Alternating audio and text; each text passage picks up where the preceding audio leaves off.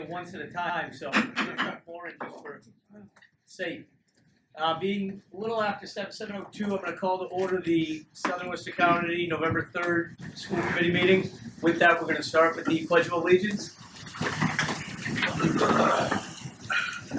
I pledge allegiance to the flag of the United States of America and to the republic for which it stands, one nation, under God, indivisible, with liberty and justice for all.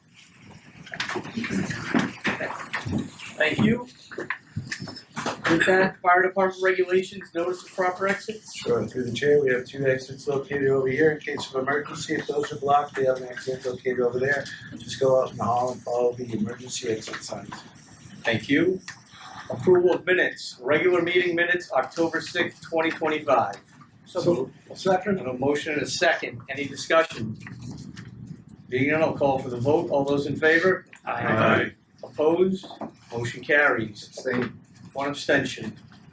Approval of warrants. They are going around. Please do a good job to get those signed so we can pay our bills. And I will entertain a motion to approve. So moved. Second. The motion and a second. All those in favor? Aye. Opposed? Carries. E, budget review. Year-to-date expenditure report through October 2025. Through the chair, you've received a line item budget year to date, and our business manager, Ms. Schofield, is here to answer any questions. Any questions for Ms. Schofield? Okay.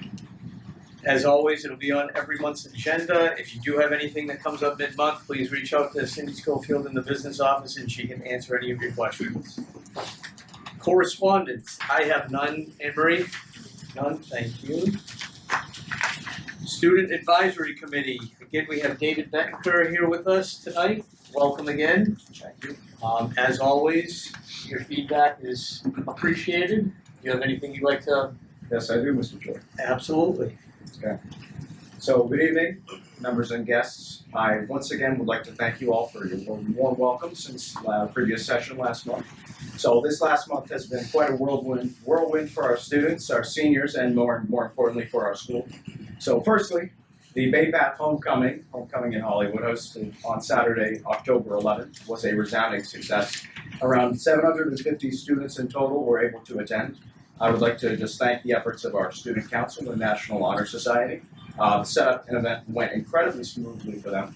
And our DJ, Justin, as always, making the event unforgettable.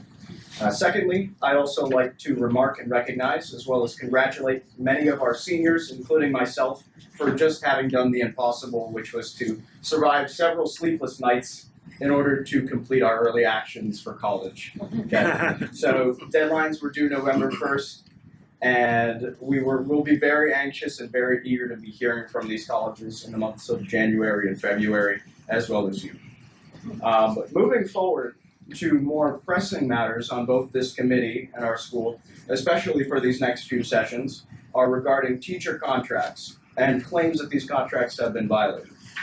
Personally, I have spoken with both our members of our faculty and administration to hear opinions from both sides of the discussion. So I, from the perspective of a student, strongly urge all parties involved to continue to work toward an understanding that upholds fairness for everyone while maintaining stability for our students. It is through these conflicts and discussions that we refine and improve ourselves. Remember, at the end of the day, we, the students, the teachers, and the administration all share the same goal: to make Bay Path the best environment it can be for teaching, for learning, and growth of our students. The strong turnout through this process is a testament to the power of community voice and local engagement. This is what true healthy public discourse looks like. We shouldn't forget it. Thank you, everybody. Okay.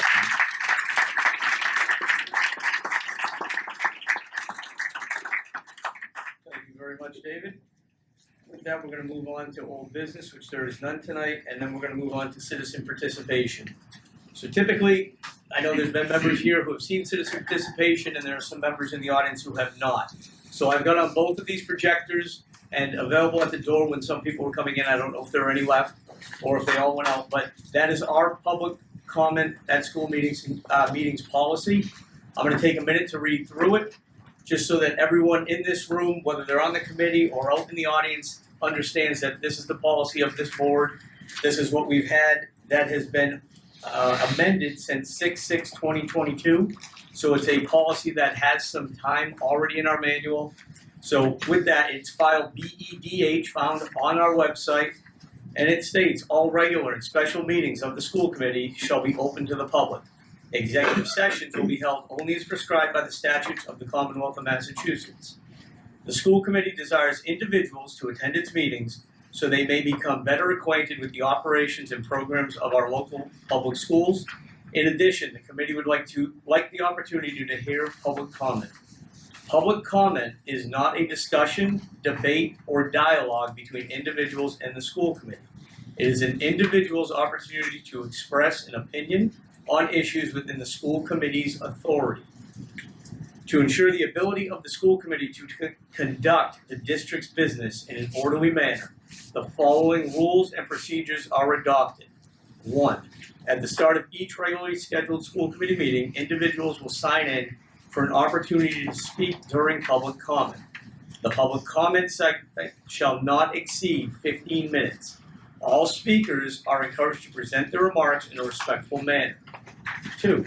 The chair may remove public comment from the agenda upon providing sufficient notice. 3. Speakers will be allowed up to 3 minutes to present their material and must begin their comments by stating their name and city, town.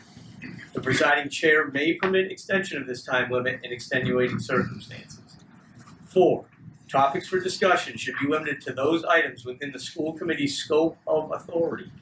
The authority of the school committee primarily concerns the review and approval of the budget of the district's public schools, the performance of the superintendent, and the educational goals and policies of the district's public schools. Comments and complaints regarding school personnel, apart from the superintendent, or students are generally prohibited unless those comments and complaints concern matters within the scope of school committee authority. 5. The chair of the meeting, after a warning, reserves the right to terminate speech which is not constitutionally protected because it constitutes true threats that are likely to provoke a violent reaction and cause a breach of the peace, or incitement to imminent lawless conduct, or contains obscenities. 6. Written comments longer than 3 minutes may be presented to the presiding chair before or after the meeting. All remarks will be addressed through the chair of the meeting. Comments made during the public comment portion of the meeting do not necessarily reflect the views or positions of the Southern Worcester County Regional Vocational School Committee. 7. Sign-up instructions will be provided for those who wish to participate in public comment. So with that being said, again, I will open us up for public comment through citizen participation. Is there anyone willing or wanting to speak? Okay. Eileen, I'll start with you, like closest. I'm not neglecting you, she's just right here, so I saw her first. Alright, good evening. My name is Eileen McNamara. I am the president of the BPTA, representing both Unit A and Unit C of our bargaining units. I first want to thank all of the community members who have shown up tonight in support of Bay Path teachers and staff to show solidarity and support for our call to action. The BPTA firmly believes the public should be aware of the problems facing educators at our school. Our public actions across the last 5 years and ramping up these last couple months are not to embarrass the district, but to alert the parents, guardians, and taxpayers of our communities to the serious breach not only of our contract, but of the district's fiduciary responsibility, the school committee's oversight function, and the public trust. To evidence the seriousness of the union's claims, last Thursday, the Massachusetts Department of Labor Relations found probable cause that Superintendent Brenner broke the law when he wrote up 3 union leaders in wake of their public comments. This retaliatory action was not only evidenced the leadership through intimidation that so many staff at Bay Path have experienced, but has now cost the district thousands of dollars in legal fees.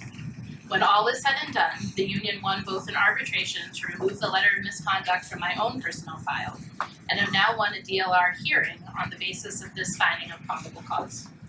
This all could have been avoided if the school committee had granted a level 3 grievance hearing last year. Instead, more resources and taxpayer money were wasted to defend what should not be defended. The union's call to action remains the same from our last appearance before this committee. The science teachers are now 8 weeks into working extra classes without the pay promised in section 1253 of the contract. Jeff Houle and Lisa Peters are going to arbitration next week for the pay they were denied while covering both sides of their shop, and their own ULP with the Department of Labor is in progress. Being handed out to you now is the DRL finding, which will be emailed to you, as well as a chart that highlights just how much more money BayPath pays in legal fees than our sending towns. We don't want these fights. We want the superintendent to follow the contract. We want the district to stop wasting $240 an hour on legal fees, money that could be kept here for students and staff. We want to thank those of you in the community who came to stand with us tonight. We are proud to represent the educators and staff who make BayPath BayPath.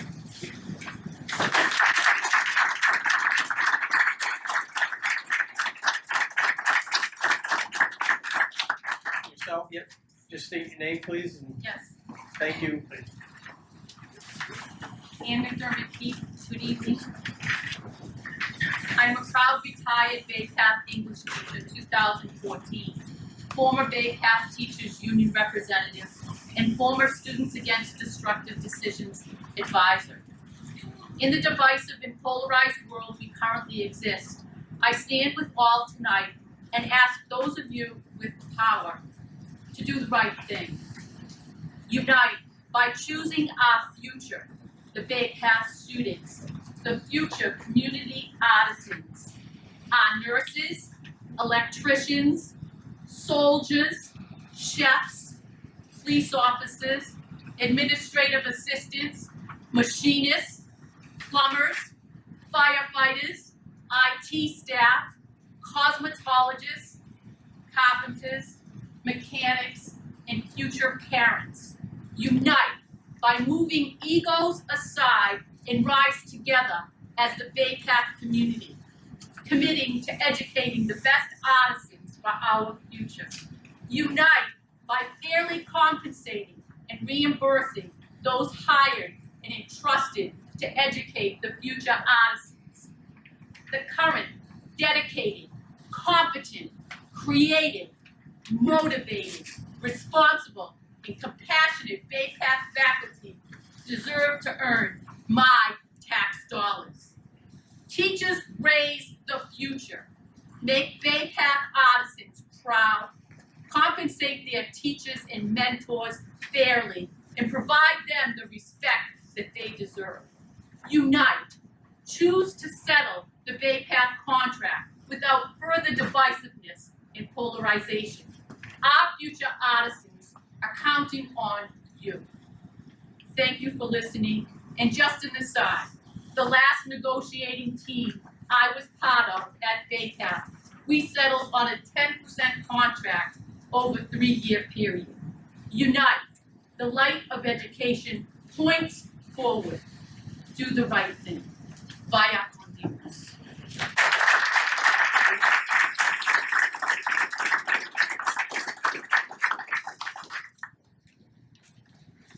My name is Pauline Hughes. I'm a resident of Spencer. I'm here to speak on behalf of the BayPath Teachers Association. As a proud alumni of the graduating class of 2016, I am concerned for teachers and the students at this school. I once walked these halls under the prior administration and had nothing but support and admiration for the teachers and administration in this building. They put their students' education and well-being first. I personally would not be the woman I am today without their support and lessons. Some of who are still teaching in the school today. What is happening to these teachers currently is an utter disgrace and threatens the proud reputation and culture of BayPath. Students and parents choose this high school because of the quality of educators.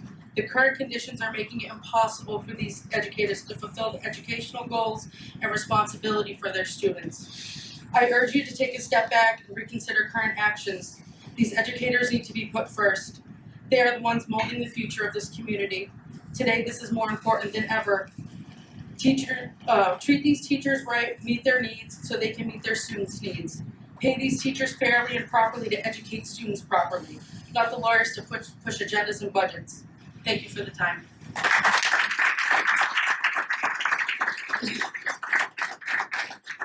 can just barely see you guys in that corner over.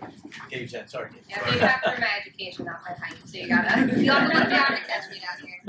So my name is Olivia McElroy. I'm a 2016 Bay Path graduate. I attended Bay Path because I lived in Charlton. I am now a resident in Putnam, but still very much, very strong with my ties here in Bay Path. So as a proud Bay Path alumni, hearing about what's going on with our teachers right now truly broke my heart. Bay Path was once a place filled with teachers and guidance counselors who helped me through some of the hardest times of my adolescence. People who genuinely cared and went above and beyond for their students. Ask McGowan, I'm sure he bought plenty of Excedrin dealing with my ears. Teachers dedicate their time, energy, and hearts to shaping the next generation, guiding, nurturing, and educating young minds every single day. But to truly support our students, we must also support the people we trust to teach them. It is the school's responsibility to ensure educators are compensated fairly and provide them with resources they need to succeed, not punish them for asking to be adequately compensated. How can we expect teachers to give their best to our youth if we're constantly stripping away adequate pay, support, and respect from the very hands we're placing our children in? Any school who truly values their youth and education as a whole would not allow these injustices to continue. Pay the teachers for their extra workload and honor the contracts that protect them. Because when teachers thrive, students thrive, and that's the Bay Path I remember and believe in. Moving forward, I think we should treat them with that same respect that we all grew up on. By stripping them of that, we're stripping the use of a fair education.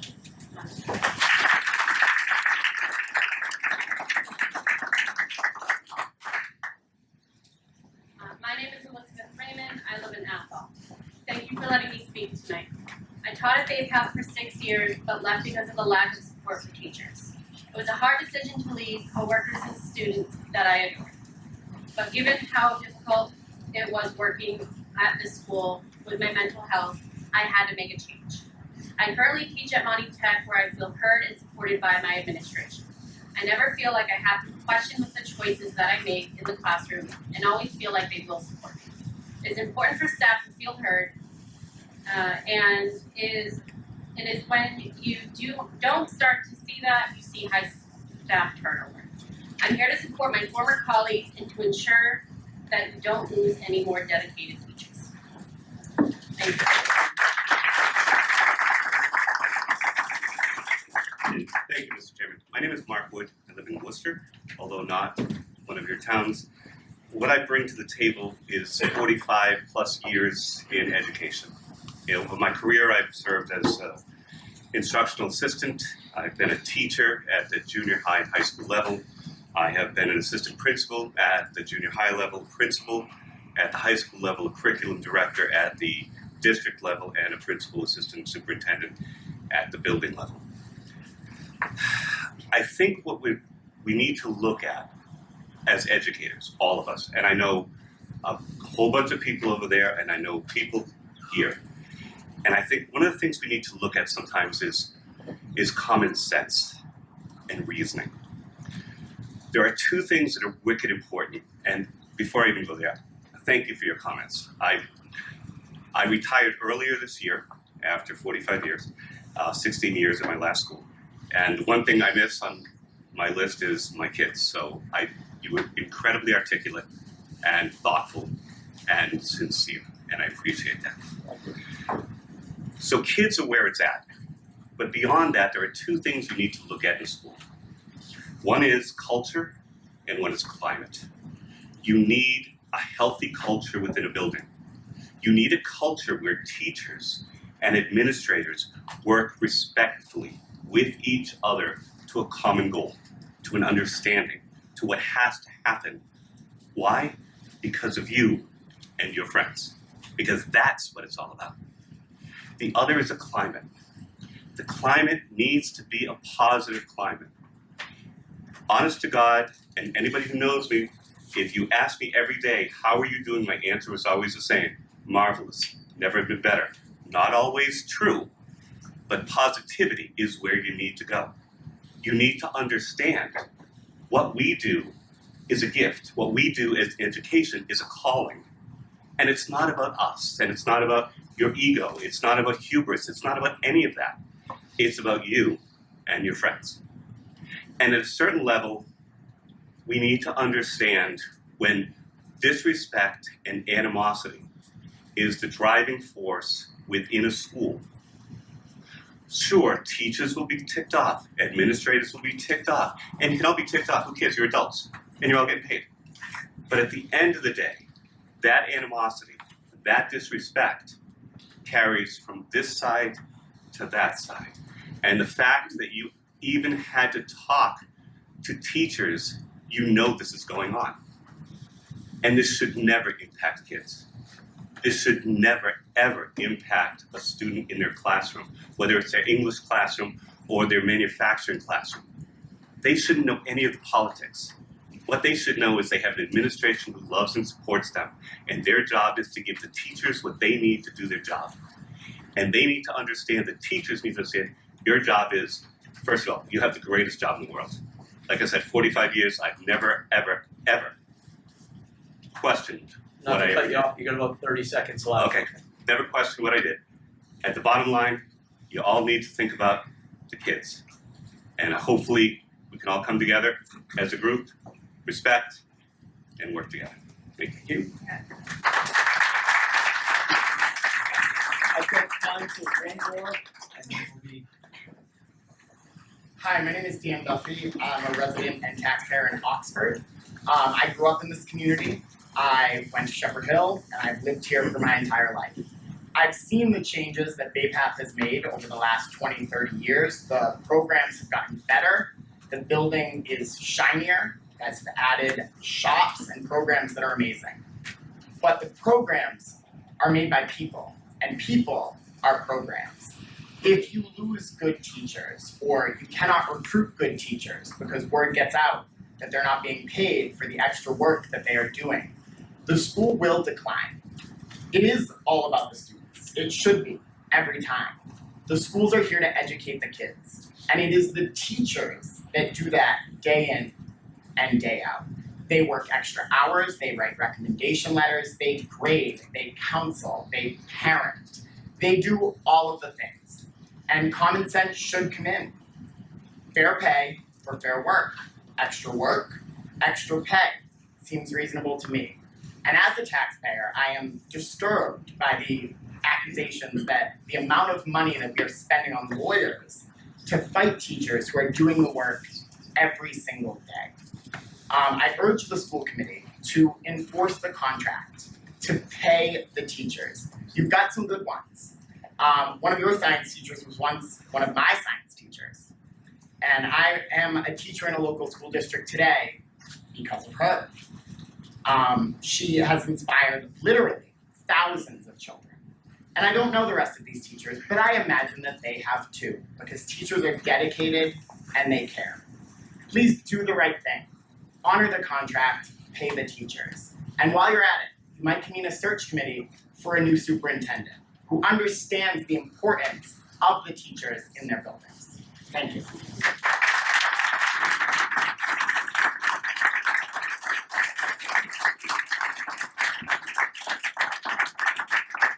Being 7:25, that's 15 minutes towards public comment.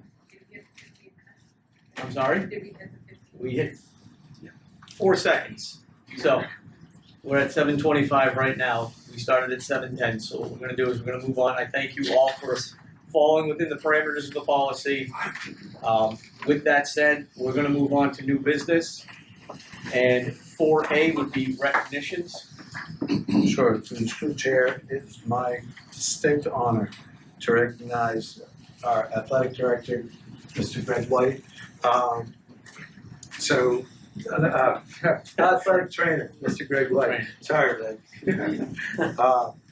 So, at homecoming game, Friday evening, October 10th, I'm sure most of you heard that we had a student go down. It was the quick actions of our athletic trainer that we are thankful that that student athlete is still with us today. And thinking about how do I address the truly heroic actions of Mr. White, I deliberated long and hard, and I was fortunate that Principal Packard forwarded an email he received from a 25-year veteran, lieutenant firefighter and paramedic, and I couldn't put it any better. So I'm just going to read what Mr. Chris Callaway sent, Dean, I hope this finds you well. I waited until I was sure of the outcome of the incident that occurred during the homecoming football warm-up.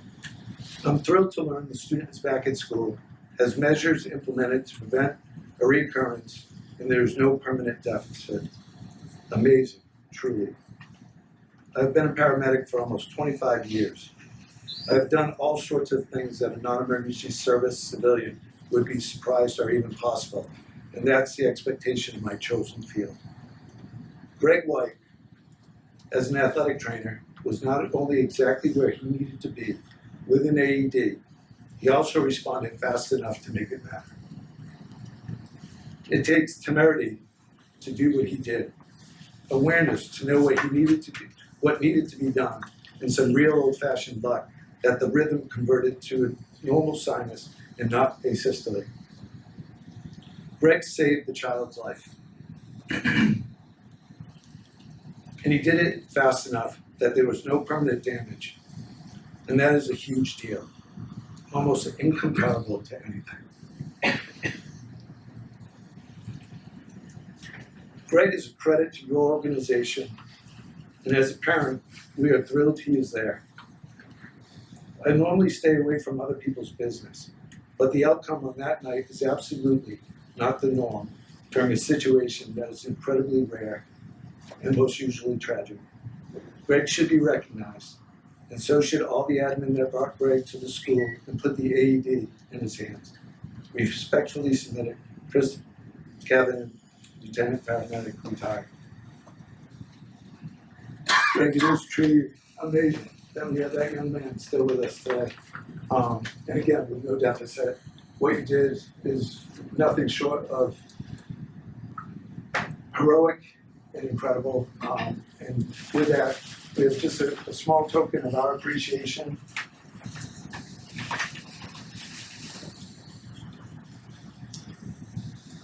The Bay Path Life Saving Award presented to Greg White for extraordinary heroism and life-saving action taken on October 10th, 2025.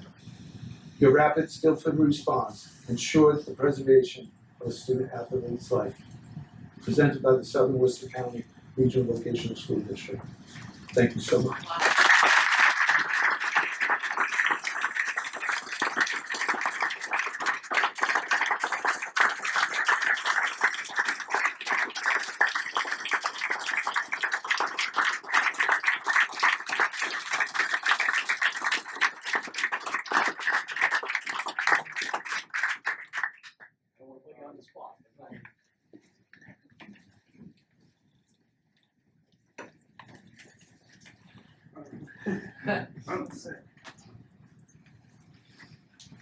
I was just doing my job.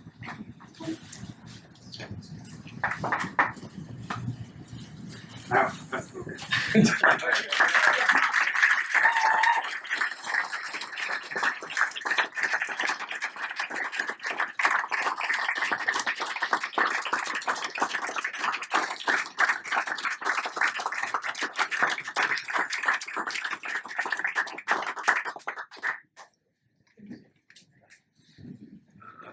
In all the time that we've added recognitions onto our agenda, and I mean this, I hope we never get anything greater than this. I mean, this was an unbelievable feat. I know as soon as it happened, Dean Packard had given me a call to make me aware of the situation and how trained and everything went almost like clockwork. Between the wall that was formed around the student, you getting right to work, I mean, it is that dedication and that training that everyone in this room gets that is employed here. I mean, that's what we do these trainings for. And because of that, we have the outcome we had that night. And I know it's amazing for the teachers who do know that and have the student, and the school committee members who may or may not know. That student's already back in school, already back to a normal coursework, hardly any real issues, thank you. And he's able to get on with his senior year. You know, that could have had an unbelievably opposite outcome, and for that, we are so indebted to you. So thank you again. I will say if I never have to do that again, it will be too soon. One and done. Absolutely. And again, it's hard to get past this, so I can't imagine you have A few more, and again, in line with that student athlete, I wanna send a huge thank you and recognition to our BEAM program and its leaders, Ms. Peters, Ms. Ford, and Ms. Femino. They swiftly organized a powerful display of community support for our student athlete and his family. Their efforts resulted in an overwhelming collection of gift cards and heartfelt messages delivering comfort and compassion during a truly difficult time. So, to all our teachers who contributed to that. Other recognitions, I'd like to recognize our new assistant principal, Chris Kine. Chris.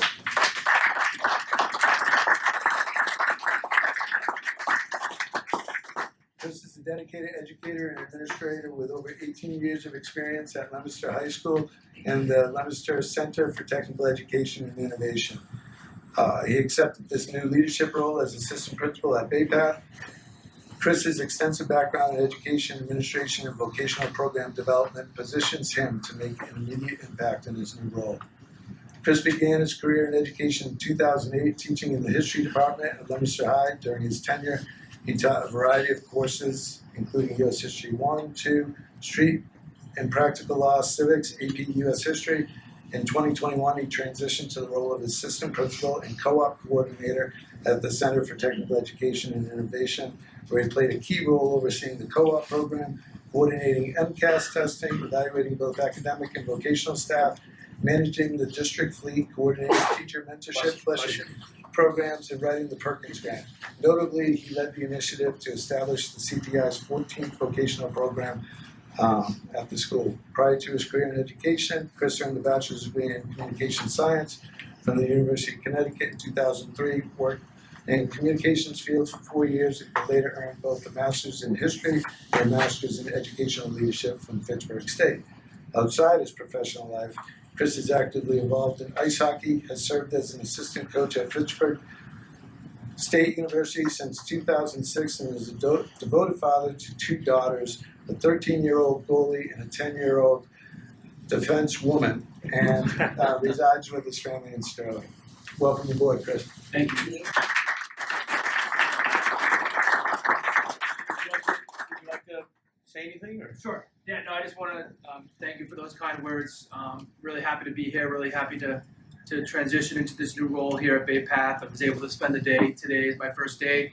Met a bunch of kids, met a bunch of staff, really felt a warm welcome, and I'm looking forward to making Bay Path a better place. So just thank you for having me. Thank you. Thank you. Want to honor our own Dr. Samantha McGuan, selected as a National Leadership Fellow. So Bay Path is happy to announce that Dr. McGuan has been selected to serve as the National Leadership Fellow for the Association for Career and Technical Education. This prestigious year-long fellowship is designed for experienced career and technical education professionals and aims to strengthen the future of the CTE field through advanced leadership, development, policy understanding, and professional growth. As part of the program, Dr. McGuan will gain firsthand experience in policymaking process at the state, local, and federal levels, expanding her ability to influence legislation and initiatives that shape the future of CTE education.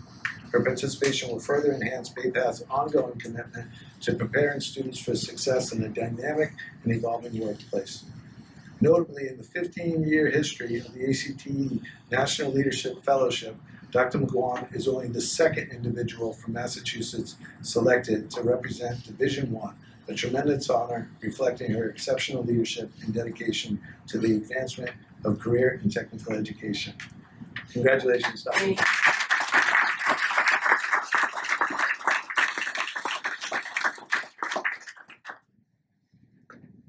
Now it's my honor to recognize that our Bay Path, Lemlinson, MIT, and Bent team. We have our faculty advisor, Ms. Wade, and 3 of our students, Emily, Corey, a web dev senior from Auburn, Olivia Garvin, a vet science sophomore from Spencer, and Brian Bui, did I get that right? Brian Bui, a sophomore from advanced manufacturing in Webster. So You want to tell us a little bit about the amazing work you're doing on the event team? And before you kick it off, let me say, only 8 teams from across the nation were selected, and we are the only team from Massachusetts. So. Alright, good evening everyone. My name is Olivia Govin, and I'm one of the administrative leads for our BPAT event team, which is made up of members from our STEM club. On behalf of our team, I would like to share some very exciting news. Since around April, our STEM club has been working to apply for a grant through the Lemelson MIT's Invent Team program. Recently, we have been officially selected as one of 8 teams nationwide to receive this grant. This will provide us with $7,500 along with the year-long support of Lemelson MIT, teaching fellows, and many other resources that they'll provide us with. We aim to bring our invention to Skills USA and then present it at a convention called Eureka Fest, which is through Lemelson MIT's program, where all the invent teams will present their inventions, and one team will be selected and provided with pro bono legal service aimed at helping that team obtain a provisional patent for their invention. So, very exciting. To discuss our invention more, I'd like to hand things over to our technical lead. My name is Brian, and I'm the technical lead for the Big Apple Invent team. And the problem our team is seeking to address is the inefficiency and lack of comfort in current beach wheelchairs. And after discussing this issue with disabled family members and others in the community, our team realized the struggle that many face when going to the beach. Through our invention, we hope to improve the beach-going experience, making it both more accessible and enjoyable for people of various backgrounds and abilities. So, I'm Emily, also an administrative lead in invent teams, and like Brian said, this is a problem that came to our eyes when we discussed with members in the community, specifically our beneficiary, Mr. Barherrick. We've been working with his wife and him, and their goal is to be able to walk on the beach with each other. Currently, with the technology that is out there right now, it's incredibly difficult, and they need not only just themselves, but multiple other people to help him get around on the beach because there really is nothing good out there. There is a lack of comfortable technology to help him move around on the beach. And so we're hoping to make his life and his wife's life easier so that they can walk on the beach together. And we appreciate your support and their support and any feedback and comments. So thank you. I'm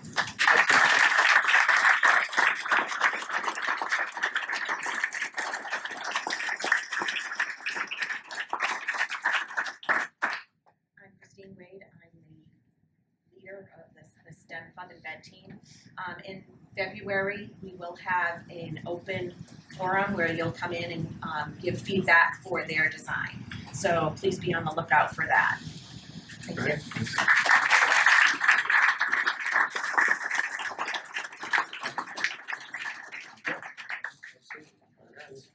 Excellent. Any comments or questions for these great students in this invent team? Because this is Congratulations, that's awesome. Thank you. well done. Look. All right. I'd like to see if we can get you guys back here in March when, because February is our open house for comments. Maybe get you back here in March to show us close to the finished product. Or... Sure. They also have an Instagram that they'll be. You can follow them there. I think they're going to do Facebook. Will there be a link for that on the school website? Through the chair, I'll work directly with the team to get it out to everybody, okay? Looking forward to it. There you go. Excellent. And lastly, it's my honor to recognize Dr. Grethlin Bolendrina for 12 years of helping ordinary people become nurses. As you know, Dr. Grethlin Bolendrina is the former director of our former practical nursing program. We honored her last week with a nice luncheon, and she shared out, I just want to share, she couldn't be here with us this evening, so she just shared this out. Hello everyone, there are moments in my nursing journey when the urge to respond to every unfair comment, every misunderstanding, or every act of judgment feels overwhelming. Whether it's a student questioning your intent, a colleague misreading your purpose, or the weight of the board's expectations pressing heavily, even the most grounded heart can feel shaken. But then I pause. I remind myself that everyone carries battles unseen. The student's frustration may come from fear of failure. The colleague's harsh words may spring from exhaustion. The board's scrutiny comes from its duty to protect the public. When I look deeper, I see that the world has already been unkind enough to many. Not every battle in nursing is meant to be fought with words. Some are won through silence, grace, and steadfast professionalism. Everyone gives what they carry inside. I choose not to return hurt for hurt, but to move forward with compassion as my compass. Because in the end, nursing is not just about clinical skill or knowledge. It's about the heart. We are not defined by how others treat us, but how we continue to care, especially when it's hardest. Choose empathy, choose growth, keep moving forward. I've been deeply blessed to spend the past 12 years at Bay Path Practical Nursing Academy, a place where ordinary people became nurses and where I witnessed perseverance bloom into purpose every single day. Thank you for the laughter, the late nights, the lessons, and the shared belief that nursing changes lives. I began a new chapter as Keiko, grandmother, and Abba, to my grandson. My heart is full. I miss our team dearly. I will miss the Bay Path community, but I look forward to new adventures, continued writing, and perhaps the occasional ramen tasting at my son Chef Gino's restaurant, Kuru Kuru Ramen in Worcester. You're always welcome to visit. Just say you know Dr. Mama. It's how Chef Gino lovingly calls me. And if you ever need an indoor plant, let me know, a story told, or just a reminder of why we do what we do. I'm only a message away. Writing will always be my first love, and nursing will always be my calling. With gratitude and affection, Brethren. Thanks.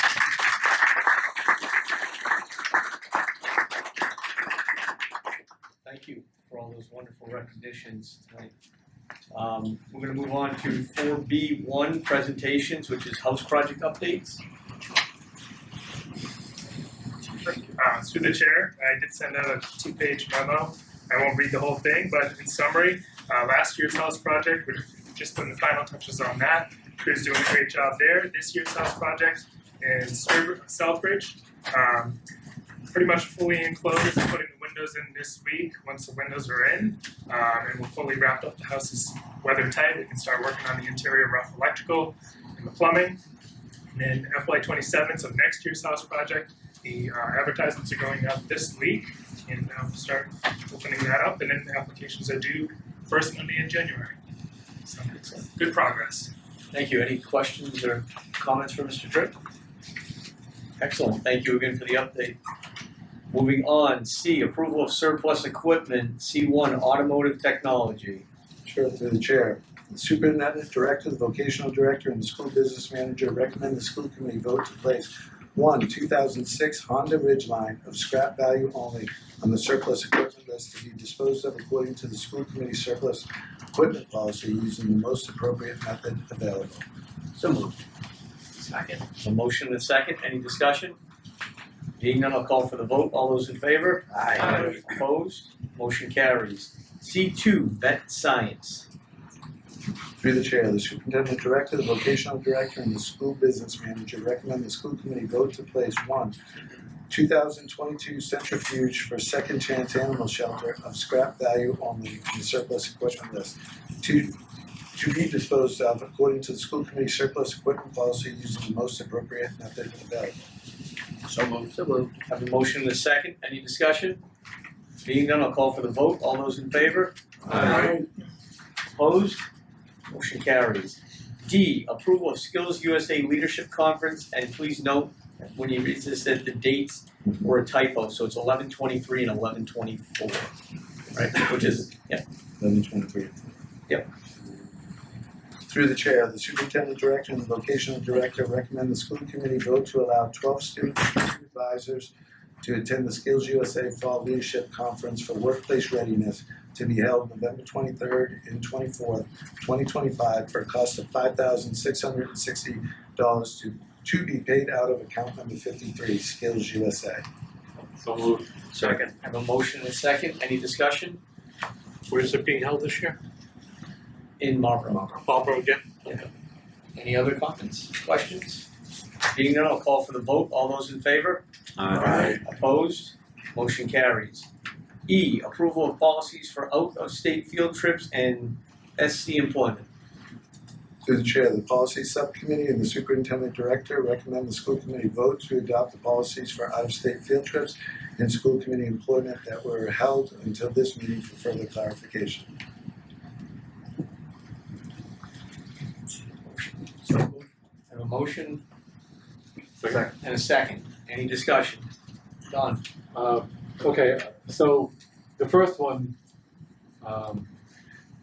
it follows the policy, it follows the, what am I thinking of here, the MSC policy. The second one though, is field trips. Could we talk a little bit about that in that the MASC says that they don't require the school committee's approval for an out-of-state field trip, but we do. And as Mr. Brenner had pointed out in one of his email to us, he wasn't sure when that policy was developed by the school committee to require an out-of-state field trip to be approved by the school committee. I think we all have seen several times when we've run on an additional item on our agenda requiring our approval to send kids to maybe Connecticut or something because a last-minute decision or whatever the reason is. I just don't understand why we would need to approve a trip to Connecticut when we, like I said last month, we can drive 2 hours north and still be in Massachusetts. So I guess what I'd like to see is that be changed. I'm not sure how we can change that, if we do a separate vote on that, or are we gonna accept the whole thing? So right now, the motion is to accept both. Okay. As it was just made. Do you wanna respond to that on the other state? Is there any additional information? No, just what I found, I did the investigation, that's what the school, you're right, Mass doesn't require that. It's something that this committee put in place. The reason why I wasn't here, so I'm not sure. We are located close to the border with, a couple states, so, and again, not being here and not having the history, not sure what the impetus behind that was. Okay, Don? Might this be an issue of insurance? Through the chair, I did reach out to our rep at Cabot Insurance, and he said that there's no rationale for that, but that is set up a procedure that any school who travels out of state does have school committee vote on it because it is outside of state guidelines. It can be that it's 5 minutes away, or it can be that it's an hour and a half away. It's just a school committee vote for kids to go out of state. Hold on one second, Jeff, and then. I was gonna say, it sounds like the administration doesn't have a strong opinion on this either way. Well, in lieu of the new information on the insurance, I would say that school committee vote to approve any out-of-state if that covers us for our insurance reasons. Property and life insurance. Ben, if I may, just one thing, I just want to clarify because my question was kind of before. The insurance company said that it was standard practice to do that? Correct. Okay. Thank you. Mike? Just as the was mentioned about the insurance, this goes back to my early years on the school committee, which is just about 20 years ago. That was adapted because of regulatory changes through the carrier, and that's part of the history on that, and that's how we implemented and rolled it into the policy at that time. Thank you. Dave, did you have your hand up? Thank you. I was just gonna add that, over the years, it was, and I get where you're going, Don, but historically, when I had a report to school committees, it was because the school committees wanted to know when we were going out of state. I hate to say it, but it's always been like that in a lot of school districts. And as a school committee member, I know whether it's 5 minutes, Connecticut's 5 minutes down the road, or an hour and a half. When you cross state lines, for some reason, a trigger goes off in my head. It's just something that I think we would want to know than not know. But I get your point. You drive 3 hours and still be in Massachusetts. Okay. Any other comments, Bob? It seems to have worked for an additional addenda, something else on the agenda, even if it's last minute. That the committee has always been open to add that to the meeting and pass it. in light of the insurance information, I mean, I think it's wise that we continue to do it, but again, that's just one member's opinion. Don? Just one last question, then I don't understand why MASC doesn't have the same policy. If that's the case with the insurance, then Yep. you know, it would make sense that MASC would have the same policy of requiring it. Could be an oversight though, Right. through the chair. Okay, any other comments or questions? George? Mr. Chair, and not to be disagreeable, but I highly doubt that there's an oversight by MASC. They tend to do it right across the board. We follow their lead on everything. I'd like to take another look at this. I don't think the evidence that's been presented tonight is really enough to make a decision. I mean, for one, insurance companies, we pay them. So if this insurance company doesn't support our mission and what we're trying to accomplish, then we find another insurance company. That's the way that works. I'm tired of insurance companies pushing us in the direction that they want to push us. We see that in cooperative education all the time. It's a huge battle to get some of the bigger companies to support our students. So insurance companies aren't always right, and I just think there's more rational. I'd like to see if there is something specific from our insurance company. I'd like to see that in writing as well. The only thing I would add to that, and unless Ms. Schofield could counter, is I don't think there's an added cost through the insurance company to this. They just want to see us as a board vote on it. So it's not a matter of us telling the insurance company, hey, we're going to go find someone who makes us not vote once a month when we do meet, as opposed to just have a vote of formality, so that way the board is aware that you've left state lines and you are communicating that through a motion and a vote. So I see where you're going with that, because there are a lot of times when insurance companies are definitely trying to mislead you, misguide you, and cost you more money. But in this one, I think it's just a matter of formality to protect you, to know that the board of directors basically said, yes, it's okay to go. And again, that's just the way I view that, as opposed to, and in all the field trips that I voted on in the 20 plus years I've been here, I can't think of any reason why they were denied or not passed at the board level. I'd be amiss if I could think of one. So I was just gonna say, I mean, what's the real benefit of removing it? I mean, it's not like we're being held up, or trips, to my knowledge, are being held up by removing this requirement. Especially if there's an insurance component, I don't see a lot of benefit to change it. there's any other comments or questions? Being none, I have a motion on the floor right now to approve both of these policies, out-of-state field trips and SC employment. Being no more questions or comments, all those in favor? Aye. Opposed? Aye. One against? Motion carries. Moving on, F, acceptance of superintendent director's FY26 goals. To the chair, the superintendent director recommends the school committee vote to accept his FY26 goals as presented. So moved. Second. Have a motion and a second. Any discussion? Don? First of all, I want to thank you, Mr. Brown, for sending them. Okay, I like the format. It's much easier than trying to match this up to the final sheet. It's at the end of the year, the final evaluation. My only concern about this is that, just to give everyone a heads up, we do evaluations in May and report in June. There's a lot of things like time bound that says at the conclusion of the school year. So we're not really having that evidence in May and June, I don't think, if it says at the conclusion of the school year. And so I understand that when we do our goals, we can say, that significant progress has not met, but those do come into play when we do our final evaluation, the final comment, because those goals and the performance indicators are what drives our decision, our final decision on how we evaluate the superintendent. So I just want to caution all of us to look at that where it says by the end of the school year, because we might not have that evidence and data to make that decision in May. Thank you. Any other comments? Dave? Are you recommending that we No. push it? No, I don't wanna change the goals. Okay. Let's get it done in movement.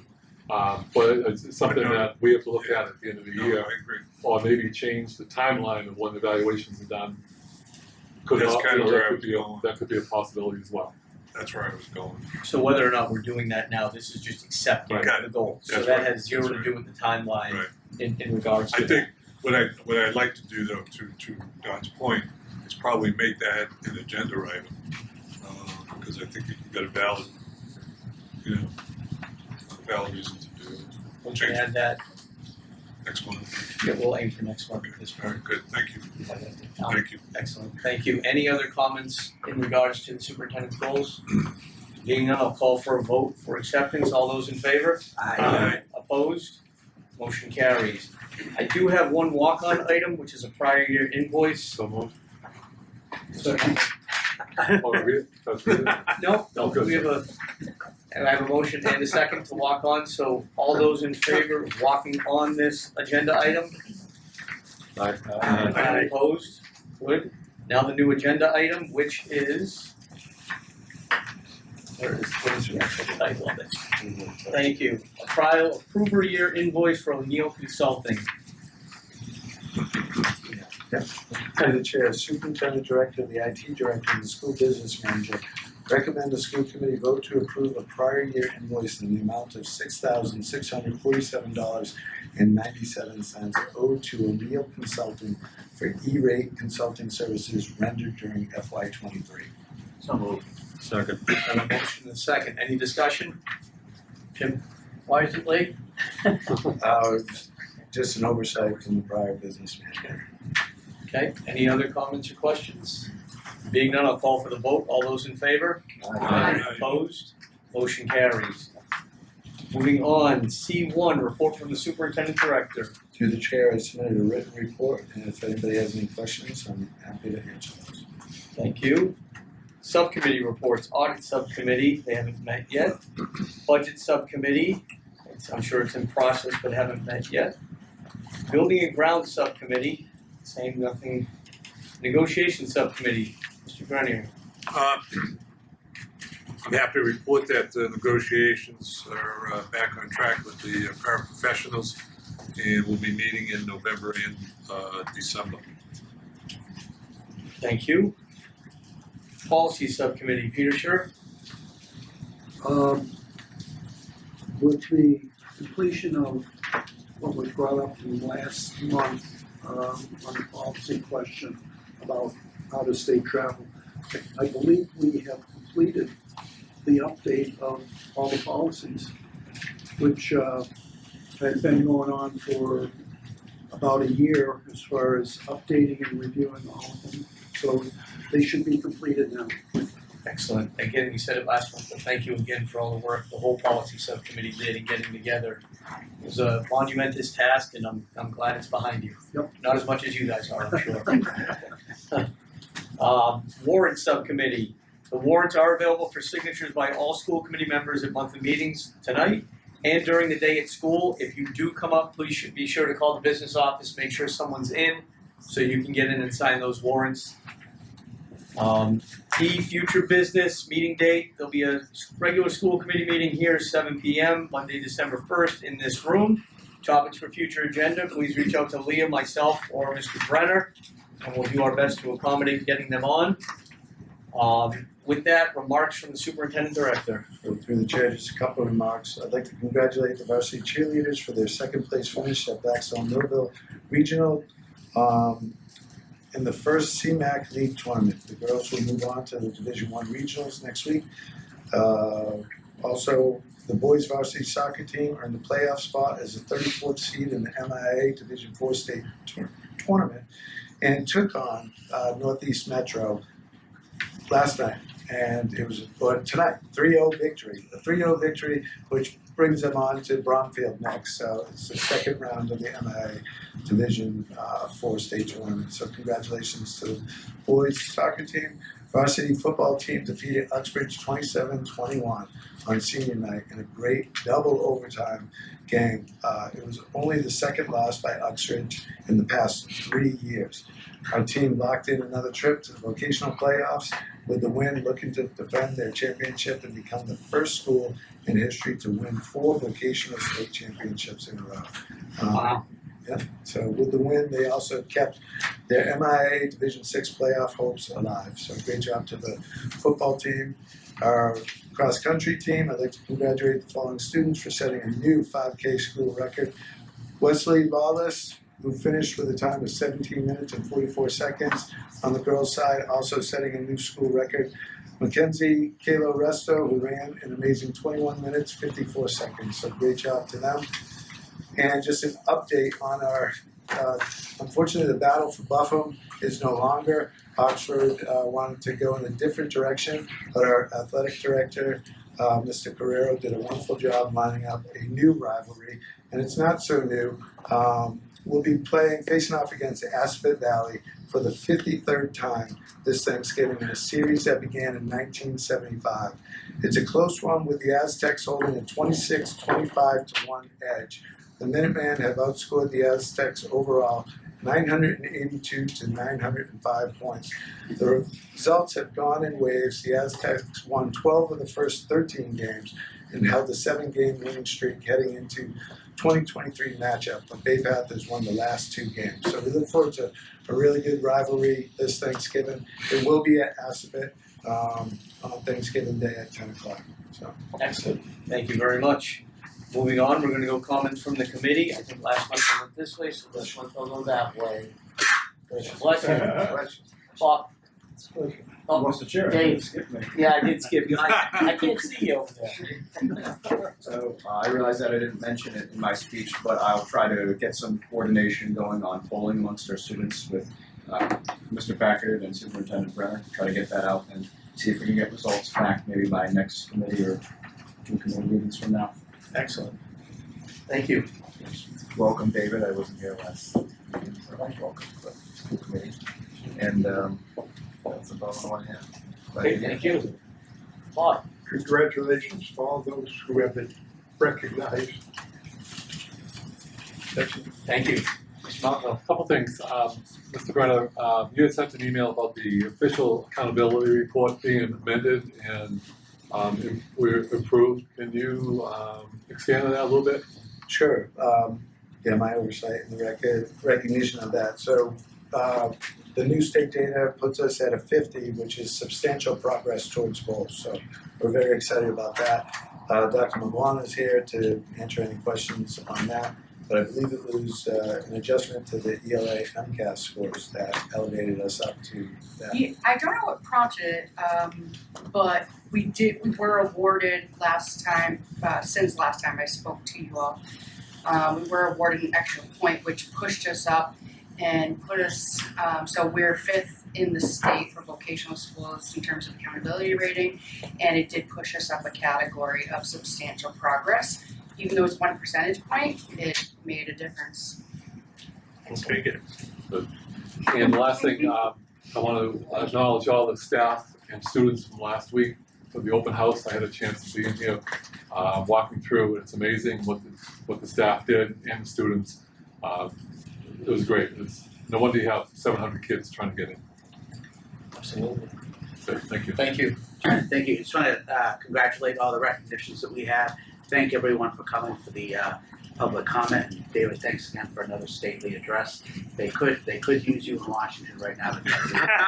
We open that thing that's closed, but Mr. Sure. We're gonna be competing Thanksgiving with the Aztecs, okay? Who is Oxford, do you know? I'm not sure who they took as They're a the new ones rivalry. that backed out, right? They did, yep. Yeah. Well, we'll wish the football team good luck for their Thanksgiving game. Excellent. Mr. Beelan? Well, as today approaching Veterans Day on November 11th, I'd like to offer my personal opinions and feelings. I have deep respect for all of the teachers and instructors who are very much teacher veterans. And with that, I had a military honor funeral today, burying one of our past school committee members, Jim Avery, an electrician and electrical company, and has trained many Bay Path student electricians to go on to a future success in their own business. It has been with great pleasure that I can also say that I served here on Military Day in May. I have the deep respect for anybody and everybody who contributes to someone else's life. And that is something that is wanted, needed, and as veterans are passing on, we're becoming fewer and fewer. So I have deep respect for everything that you teachers do, training our students to be able to become very successful in their own life. And I personally thank all of you. Yes. Thank you. Mr. Caldwell? Well, I'd like to thank the teachers for coming tonight. And speaking up, again, conversation is the way things get done. And, so it helps us to know a little bit more about both sides of the fence. And the old saying, grass is always greener on the other side. Well, the horse doesn't find that once he gets over there. So, it helps us to learn. And it's becoming personal now because my granddaughter has applied for studentship, so we'll see how that goes. Good luck. Mr. Scobie? First off, amazing feat by the athletic trainer, Mr. White. That was just phenomenal. Actually brought a tear to my eye, and I'm sure those parents are forever grateful as we are, as a district, as a community.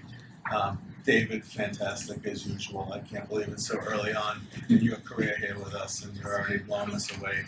Some great commentary and some well thought out comments. Congratulations to our sports teams, our cheerleaders. It's exciting that we're going to be heading on to Assabet. Actually, it's exciting to be playing Assabet. I'd rather have them come here, but I'm sure we'll see that next year. On a more negative note, this is just really continuing to be disheartening. It's not the Bay Path that I started at 25 years ago. It's just sad. The desperate and sad part about it is that nobody has an answer. The school committee does not have an answer. The superintendent cannot fix it. We cannot seem to fix this issue, so I just don't know how long this is going to go on. But it's disheartening. It makes me sad. I still go to the Thanksgiving games. I still love this whole community. I love this school. I just need to see some change here, and I actually pray for it. So that's all I have. Thank you. Katie? Just kind of second what George said, congratulations to all the great things that are always happening here. It's a great school. There's so many great things happening day in and day out.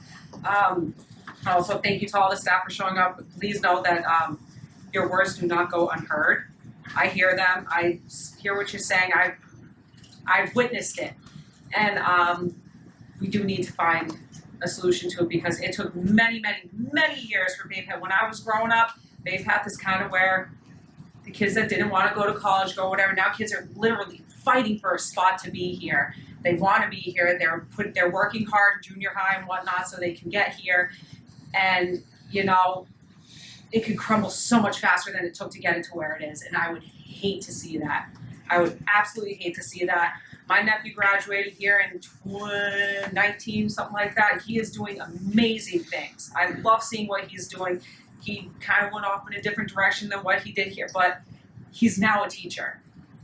Something never in a million years that I think that he would actually do, and he loves it. And I'm sure I see a lot of familiar faces here that would tell me funny stories about him when he was a good kid here and whatnot. But it's people like you that impact that. It's not something I thought he would do, and he is absolutely loving it. And to see him thriving off of it, but to see you guys hurting off of it, it's.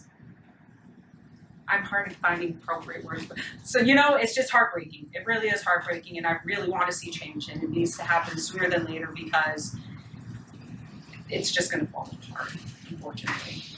Thank you. Anne Marie? Congratulations to everybody that was recognized tonight, and welcome to our new assistant principal.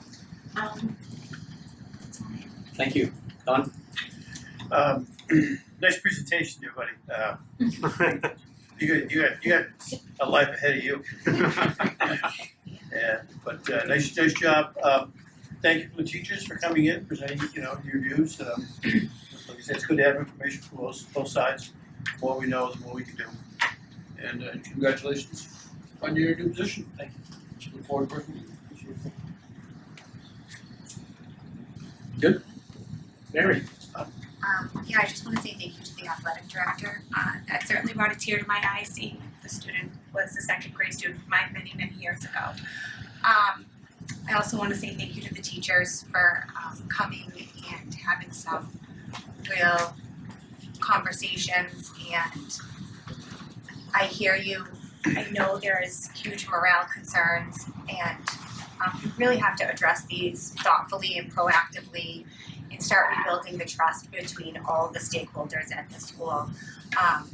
Because the only ones who are gonna hurt in the end are the students, because they're the ones who are staying with us. The teachers can leave, the school committee can leave, but those kids are really where it's at. And second, kind of off the beaten path, I talked to Dean about this a little bit earlier.